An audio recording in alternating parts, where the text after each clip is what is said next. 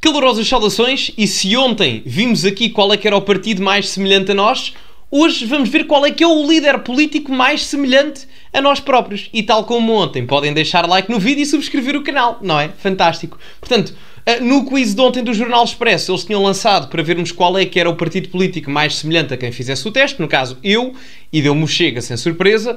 Agora vamos ver qual é que é o candidato mais semelhante a mim e também a vocês, não é? Depois eu deixarei o link para fazerem. Já sabem, Sousa 10 na Prozis, segundo link na descrição, t-shirts no primeiro em cultivem-se.pt. Vamos então começar. Portanto, primeira pergunta, exatamente, vou só ampliar aqui um bocadinho.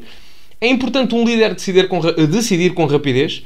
Concordo, acho que sim, até porque não digo que um líder tenha sempre que o fazer, mas é preciso ter uma ginástica mental apurada para em determinados momentos nós termos a capacidade de tomar decisões que têm que ser tomadas de forma rápida. Portanto, sim, sem dúvida. A alimentação define uma liderança. Eu não sei se eles estão a falar em termos de alimentação propriamente dita, mas eu vou dizer que sim, porque eu acho que o facto de um líder político tratar bem do seu corpo demonstra responsabilidade e autorresponsabilidade. Portanto, se ele é responsável com ele próprio, a nível da sua saúde e também para manter uma boa imagem, não só para si, mas também para o público que o segue, demonstra que há essa responsabilidade não só para com ele, mas também para com os outros. Portanto, eu considero que isso é importante e, além do mais, é uma forma de mostrar exemplo naquilo que é a disciplina necessária para liderar. Portanto, concordo. Um líder deve ter carreira no ensino superior. Como é que eu ia dizer isto? No standard atual, eu devo dizer que sim, mas não acho que isso num espectro geral, se falarmos em termos de questões políticas, onde é preciso algum conhecimento na área económica, comunicacional, legal, jurista, etc., eu vou dizer que sim, porque acho que é importante. Agora, não acho que isso genericamente faça alguém mais ou menos do que outra pessoa, embora acho que é sempre uma qualidade a acrescentar. Liderar é compatível com manipular sentimentos? Claramente, não vamos ser ingênuos, a realidade é essa, porque um bom líder sabe persuadir. Agora, é bom que se persuada para o bem e não para o mal, mas a verdade é que não nos podemos enganar.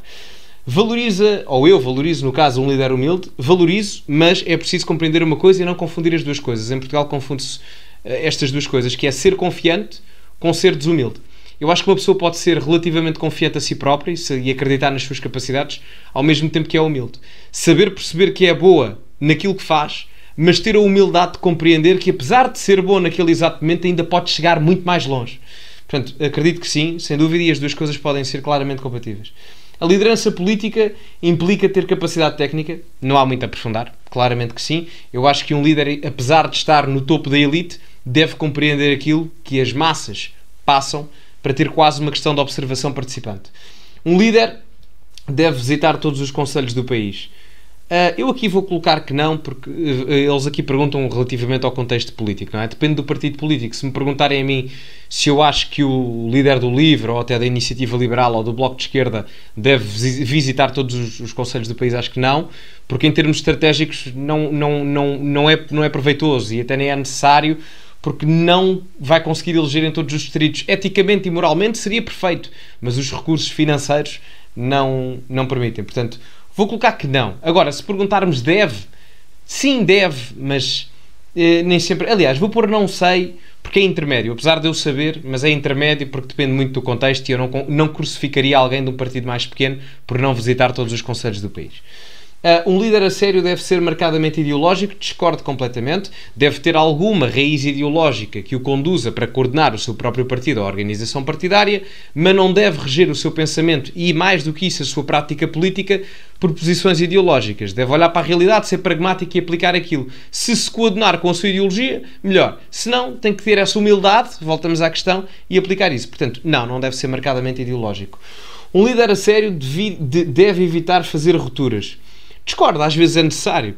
Se me perguntarem, deve evitar? Sim, mas se for necessário, deve fazê-las. Portanto, eu devo aqui colocar que sim. Quem lidera deve integrar os críticos. Concordo plenamente. Acho que é das melhores formas de liderar, porque os críticos, muitas das vezes, mesmo que não gostem de nós, têm sempre algo de positivo a acrescentar. E um líder que não tenha capacidade de fazer autocrítica é um líder fraco. Qualquer deles, quer seja do Bloco de Esquerda ao Chega. Portanto, um líder que não tem capacidade de ouvir as críticas, seja internas, seja externa, é do mais fraco que existe. Psicologicamente, enquanto político, e psicologicamente, principalmente, enquanto homem. Portanto, deve integrar claramente os críticos, a meu ver. Uma liderança tem de gerar entusiasmo, sim, obviamente o carisma é uma forma de legitimidade. Já nos dizia Max Weber que havia 3 formas: a tradicional, pelo sangue, a do carisma, pela retórica e pela oratória, etc., e a legal, pelas eleições na questão democrática. Aqui gera-se a mesma questão. Depois, quem está à frente de um partido deve ter um foco nos consensos. Sim, acredito que sim, porque dentro dos partidos há visões ideológicas diferentes e conseguir agregar isso é importante. Dou-vos um exemplo. Passos Coelho conseguiu fazer isso dentro do PSD e mais, fora do PSD.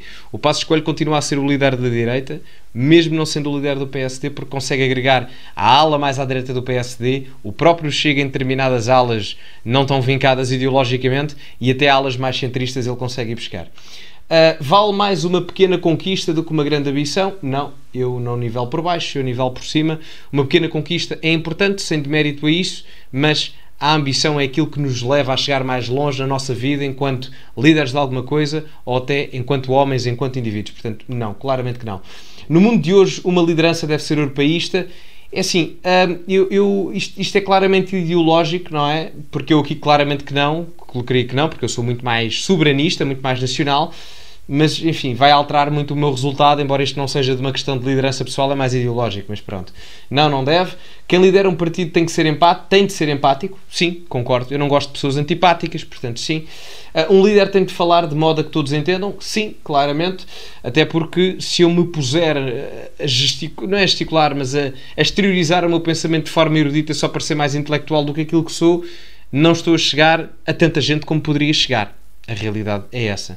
Não há mal em sermos eruditos, muito pelo contrário. Agora, se eu o fizer propositadamente só para passar uma imagem daquilo que não sou, isso é ridículo. Revê-se numa liderança progressista? Não. Enfim, é autoexplicativo, não preciso aprofundar. Prefere um líder capaz de elogiar o adversário completamente, até porque um dos maiores erros crassos, é nós não reconhecermos as qualidades dos nossos oponentes políticos. É um erro fatal. Portanto, o primeiro passo para nós sermos melhores do que os nossos adversários é reconhecermos que eles podem eventualmente ter a capacidade de nos ultrapassar em qualquer momento. E é aí que vem a confiança e a humildade que eu falava há bocado. Confiança para sabermos reconhecer que somos bons naquilo que fazemos, mas humildade para saber que temos que trabalhar constantemente para não sermos ultrapassados e, acima de tudo, para ultrapassarmos aquilo que nós próprios éramos no dia de ontem comparativamente ao dia de hoje. Portanto, sim, temos que ter um líder capaz de elogiar e reconhecer qualidades ao adversário. Quem assume em público os seus erros é mais capaz de liderar completamente, autorresponsabilidade acima de tudo. Quem a tiver está um passo à frente de todo o resto. Um líder deve ser resiliente, claramente, sem sombra de dúvida, capacidade de não desistir, de se manter focado nos seus trajetos, embora em objetivos e ambição, como mencionado anteriormente, independentemente das adversidades, fulcral. Valoriza um líder que seja cortês? Sim, valorizo. A afirmação de liderança passa pela procura de apoio de independentes? Muito bem, boa pergunta, claramente, 100% de acordo, acredito plenamente nisto, até porque se eu respondesse que não aqui, estava a ser hipócrita, porque eu anteriormente, há umas perguntas atrás, como viram, eu disse que um líder não tinha que ser marcadamente ou vincadamente ideológico. Portanto, isto aqui vai ao encontro daquilo que eu mencionei anteriormente. Se formos buscar consensos à sociedade civil, a pessoas competentes que não tenham a concordância ideológica a 100% comigo, mas que possamos fazer pontos para o melhoramento do país em várias áreas e serviços, então aí claramente que estamos bem encaminhados e os independentes, eu vou até dizer que são mais importantes do que as pessoas que estão nas estruturas partidárias, porque muitas das pessoas nas estruturas partidárias são financiadas e diretamente dependentes do partido. Os independentes são apenas dependentes deles próprios e não há nada mais perigoso, entre aspas, mas mais benéfico para o país do que um homem livre. Uma liderança melhor tem experiência no setor privado, concordo plenamente, não depende de dinheiros públicos, acho que autoexplicativo também pelo que eu acabei de dizer agora em resposta à pergunta anterior, portanto, sem dúvida, é sempre um bónus alguém ter trabalhado no privado, porque sabe o que é gerar riqueza e não estar dependente da riqueza gerada pelos outros para receber em termos de contribuições sociais ou impostos provenientes do Estado. E última pergunta, quanto maior experiência política, melhor é a liderança. Discordo completamente. Cavaco Silva, por exemplo, é muito melhor líder do que Mário Soares e tinha menos experiência do que ele, não é? Portanto, a ver, vamos. Passos Coelho tinha muito menos experiência política do que, por exemplo, António Guterres e era melhor líder, e é melhor líder do que ele. Portanto, não, a experiência não quer dizer absolutamente nada. Certamente influencia em determinados aspectos, mas para aquilo que é ser um líder, de tomar a posição, de liderar multidões e dizer, meus caros, este é o caminho, nós vamos fazer isto, não é coordenante. Entretanto, Já temos aqui o resultado, o tipo de liderança com que mais se identifica. Portanto, tenho um empate técnico, não é? Entre André Ventura e Rui Rocha, praticamente, não é? Um tem 52 e o outro tem 50. É um empate técnico entre André Ventura e Rui Rocha. Não me surpreende, talvez sim, pelas minhas posições talvez mais individualistas, não no sentido de egoísmo, mas de autorresponsabilidade. Eu percebo porque é que o Rui Rocha está aqui muito perto do Chega, porque eu sou uma pessoa muito focada na questão do autotrabalho, da autorresponsabilidade, e portanto aí acho que a marca liberal vem mais ao de cima nesse aspecto, de autorresponsabilidade, da questão individual prevalecer pela questão coletiva. Portanto, o empate técnico entre André Ventura e Rui Rocha, Paulo Raimundo a seguir, talvez pela questão do empático, não sei, Luís Montenegro a seguir, eu acho que Pedro Nuno Santos vai ficar em último, não é? Ou não? Rui Tavares é o último. Eu diria que, sou-vos honesto, os líderes que eu me acharia mais parecidos, da minha perspectiva pessoal, não é? O tipo de liderança com que mais se identifica. Eu sou-vos honesto, os líderes com os quais eu próprio mais me identifico, estamos a falar não em questões ideológicas, mas em questões pessoais, é o Pedro Nuno Santos e o André Ventura. São esses dois. Depois, se quiserem que eu coloque talvez o Rui Rocha e o Luís Montenegro a seguir, depois... Não, aliás, vou mudar. Vou colocar... Estamos a falar apenas em aspectos de liderança. Meto Pedro Nuno Santos e André Ventura, na minha opinião pessoal, não deste ranking, ok? Portanto, separar as coisas. André Ventura e Pedro Nuno Santos em primeiro lugar, empate técnico entre os dois. Depois, Mariana Mortágua. Depois, Rui Rocha. Depois, Luís Montenegro. E depois, Rui Tavares. Depois, Paulo Raimundo. E em último lugar, Inês Sousa Real. Portanto, fazia essa ordem. Em termos de liderança, daquilo que eu acho que é a postura de um líder. Portanto, volto a frisar, isto é o ranking que me deu, como estão a ver na imagem. Se fosse pela minha perspectiva pessoal, Pedro Nuno Santos, eu até colocaria Pedro Nuno Santos em primeiro lugar, André Ventura em segundo, Mariana Mortágua em terceiro, Luís Montenegro em quarto, Rui Rocha em quinto, depois poderia vir Paulo Raimundo, exatamente. Não, Rui Tavares, Paulo Raimundo e Inês Sousa Real. Fazia esta ordem, da minha perspectiva do que eu acharia que ia dar. Bom, meus amigos, espero que tenham gostado. Metam like no vídeo, subscrevam também o canal que ajuda imenso. Ficamos por aqui, muito obrigado a todos. Metam like, subscrevam e partilhem e acima de tudo cultivem-se. E até à próxima.